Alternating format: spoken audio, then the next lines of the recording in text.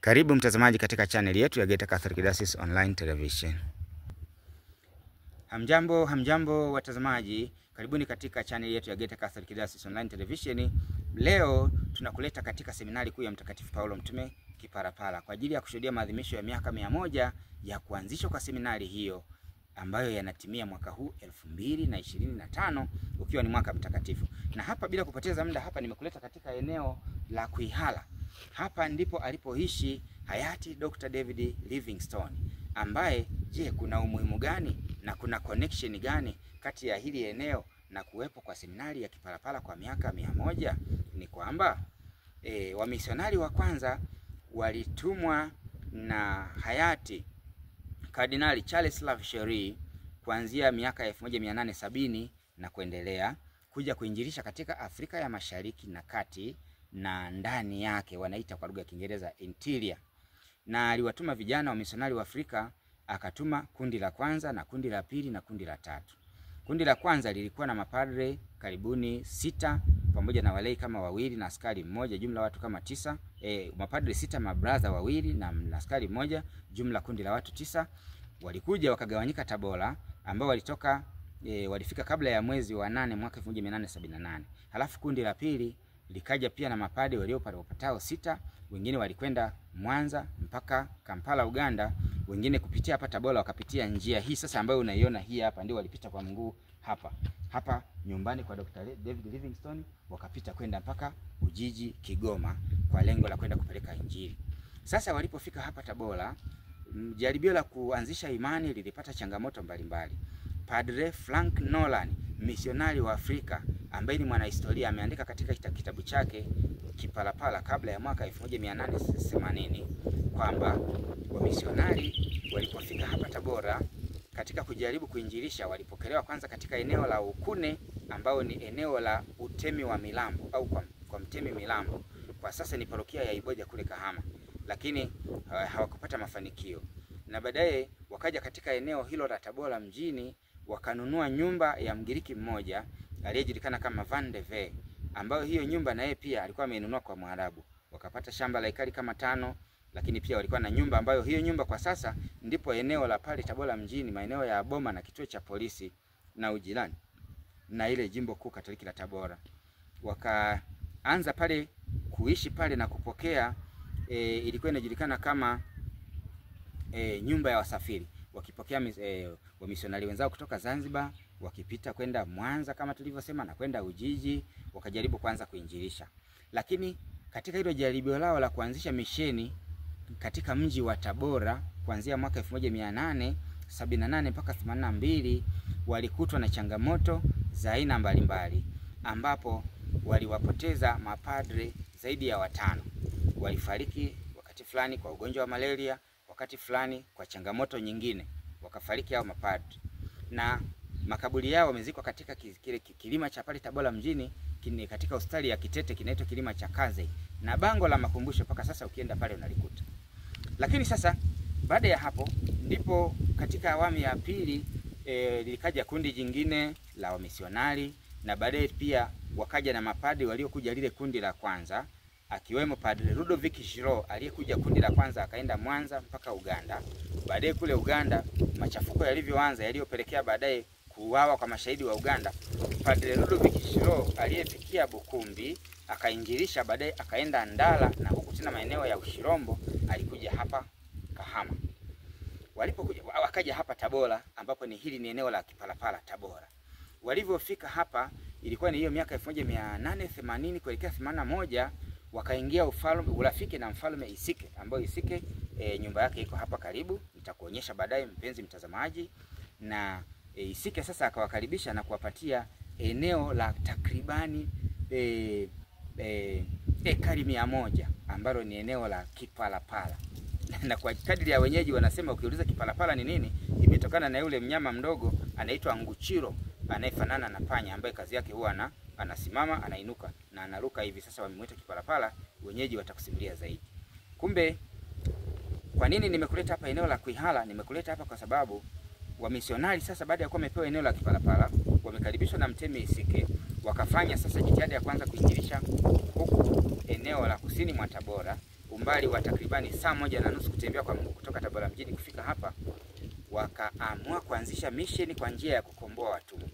Na hii sasa ndio njia ya watumwa ambao ukiwa pale Tabora mjini, hiyo miembe ambayo imepandwa kutoka katika kituo cha polisi inapita katika hizo barabara zote, ni kumbukumbu ya mabaki ya Waarabu walikuwa wakipanda ile miti kwa ajili ya kuashiria njia zao.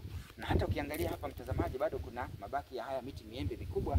Waarabu walipanda hii miti ya miembe kwa ajili ya kupata matunda, lakini pia kwa ajili ya kupata vivuli, lakini pia zilikuwa ni alama za kuonyesha njia ya kupitia katika msafara wao mkubwa ni upi. Na kumbe basi wamisionari sasa wakaanzisha mission kwa njia ya kununua watumwa. Wakaamua kwanza kuwakomboa wale watumwa waliokuwa wameshanunuliwa huko Ujiji na huko Kongo, Zaire na wapi, wako wanasafirishwa kwenda Bagamoyo. Wakaanza utaratibu wa kununua watumwa. Anaandika Padre Frank Nolan kwamba mtumwa mmoja alinunuliwa takribani kwa shilingi faranga 50, ambayo ni sawa na mshahara wa majuma matatu wa mfanyakazi wa kawaida. Ni takribani kama shilingi labda 1.5 laki 2 mtumwa mmoja. Walikuwa na gharama kubwa sana. Kwa hiyo wamenunua watumwa na wamewaanzishia tembe la kutunzia watumwa, na mara nyingi wengi wao walikuwa ni wavulana.